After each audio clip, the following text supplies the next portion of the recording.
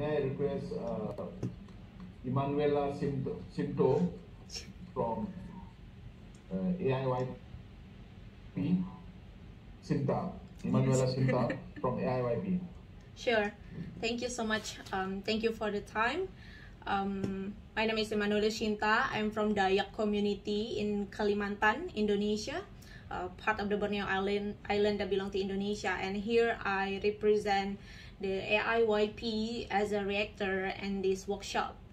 And you know, like firstly, I would like to say that this is a very difficult conversation.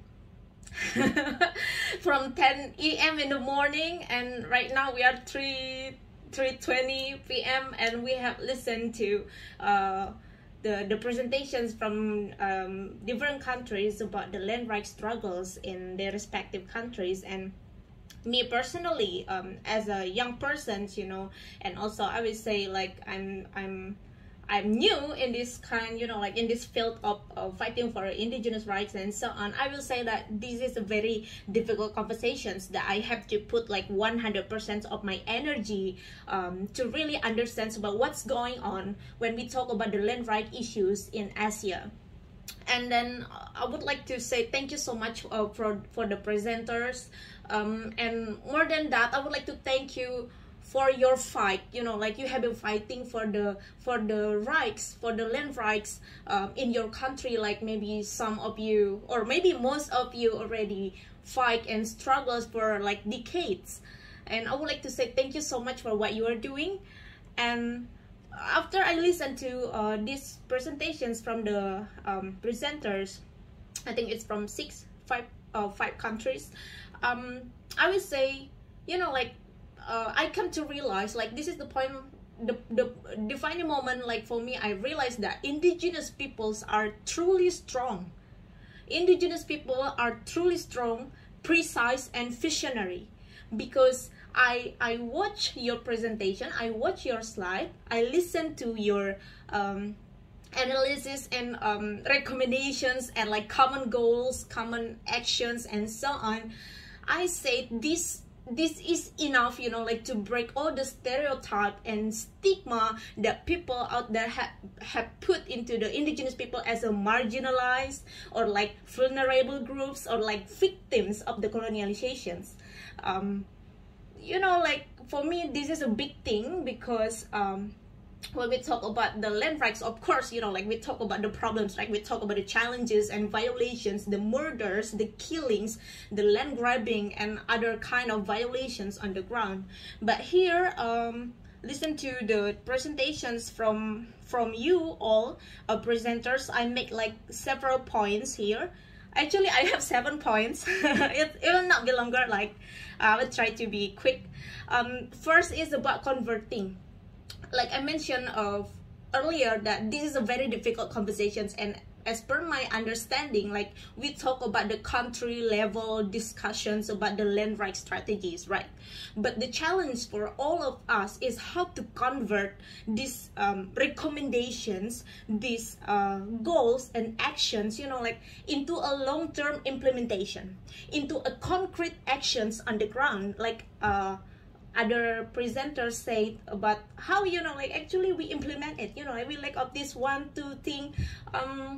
We need to think about how to convert these difficult conversations into a common topic to talk about among the indigenous communities on the ground.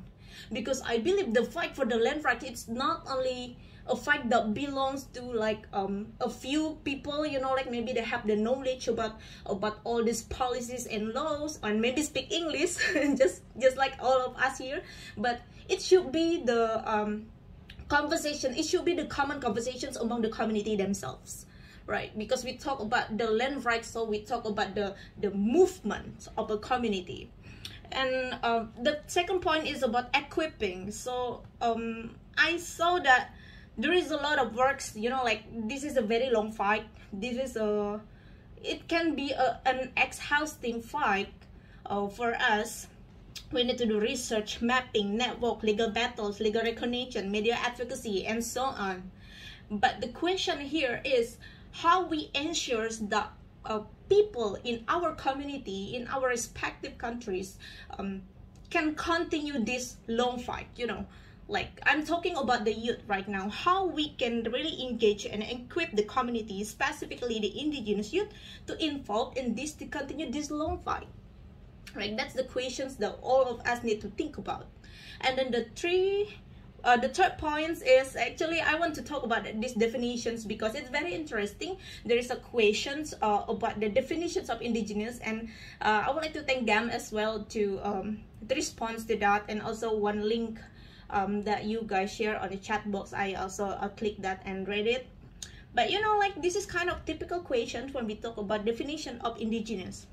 But somehow this typical question is very important for a young person like me, because the answer will determine what we will do in the future, whether we will contribute to the community, whether we will continue the fight of our forefathers or our elders, or we just go ahead with our lives under the expose of the modernisms, you know, like, and all this like, you know, exposure from outside world. And like, for me myself, you know, like, it took like 22 years for me to understand that I am an indigenous kid, and another 5 years for me to really engage in the issue of indigenous rights. And in our communities, I'm not sure like whether any presenter talk about this, but you know, like, some kids in our communities grow under oppression, discrimination. They grow up listen to the conflicts between the locals and under the oppressions of the military, and it caused the trauma, of course, in themselves. And obviously I have seen like even in my community, you know, like, some kids grow up with a very low self-esteem because no one like really talk about, hey, you are an indigenous, and then we have the pride or dignity like this. And you know, also like, for me, I have seen also like many indigenous youth, you know, like, being drafted away from their cultures. And we say that there is an intergenerational gap, which is, it's very crucial because we talk about the long fight for the land rights. And the interesting part, I have seen many youths that used to believe that they are less indigenous only because they are not living in their homeland, or maybe they pursue the higher educations by studying in other part of the country. And you know, like, they consider themselves, you know, they are not sure that they are indigenous or not because of this let's say unclear definitions or ununified definitions of indigenous people. But you know, I have seen that they that used to think that they're not indigenous, but now they become the frontliner to work for their communities, to fight for indigenous right, and to build their communities by working on the ground, creating the indigenous initiative and solving the problems, or even by decision making by joining the parliamentary and so on. That's because they reconnect with their roots, which is our land. Just like our friends from Nepal mentioned, our land is our root. So come back to this definition of indigenous, very typical questions, but very important question for young people. And the fourth point is the public purpose. Previously we talked about the public purpose. I see that almost all the countries have the problem with this. The violations of the rights and the land grabbing by government with the reason, you know, like development, and then also infrastructures and public purpose to justify the clearing of the forest or land grabbing. And the interesting part of this, sometimes, you know, it can also affect the view from the community itself. If we, let's say there is a narrative from government, they say like, oh, this is for public purpose, or like, oh, this is for development, for job field, or maybe they say, hey, this is for food security for our country. And some people in our own community, our own indigenous community, will say, this is the good for all, and they agree with that. So when the problematic sides of the projects are not explained or are not elaborated clearly, accurately to the community, there can be a division among the community itself. And that's why awareness about the land and related policies should be brought among the communities. It's related to the first point that I mentioned, how these conversations about the land rights actually can be a common conversations among the communities. And then the fifth point is about climate change. Because we talk about the land rights, so of course we talk about the climate change, right? And the damage of the land affect the livelihood and natural resources. That's the first thing that we know. Even like most people in the world right now talk about the climate justice, right? There is a huge movement and meeting among the world leaders about the climate actions and so on. And when there is the damage on the land that affect the livelihood and natural resources, it leads to poverty or low income. And then it leads to another problem, which is money compensation from the government. Maybe they say like, hey, let us buy your land, or maybe corporation, hey, let us buy your land, we give you the money. And then maybe people from community will accept that because they are under the pressure of economic demand. So I'm not saying that you know, like I'm supporting the carbon trading or so on, but maybe we can think about how to develop a sustainable income for communities from our role as the guardians of the forest or guardians of the land. Because we defend the land, it means we play a very important role in climate mitigation. This is also one of the strategy that we can use when we fight for the land rights issue. And then the point 6 is the media role. I noticed that some of our friends on Palap also from Bangladesh mentioned about the media roles for the fight of the land rights. You know, like when we use the media, we can divide it into like mainstream media and alternative media. And of course, in every country, the law on the, let's say, like free opinion or like democracy on the rights to express your own opinion through media, it's not the same. You know, some have the very free law, like you can say whatever you want in the media, and some others is more like, hey, if you say anything that offend the government, and then you will go to jail, right? But one thing that we need to highlight here, the media role is very essential for our fights, and this is used to educate our people. It can be used for call to action. It can be used to make people as our allies, because we believe there are so many people out there that want to support the fight for indigenous community. That's why we gather here, right? Because we believe in that unity of the indigenous community and even the non-indigenous as our partners and allies. And media also can put the pressure on government, especially on the case where military invade the conflicts.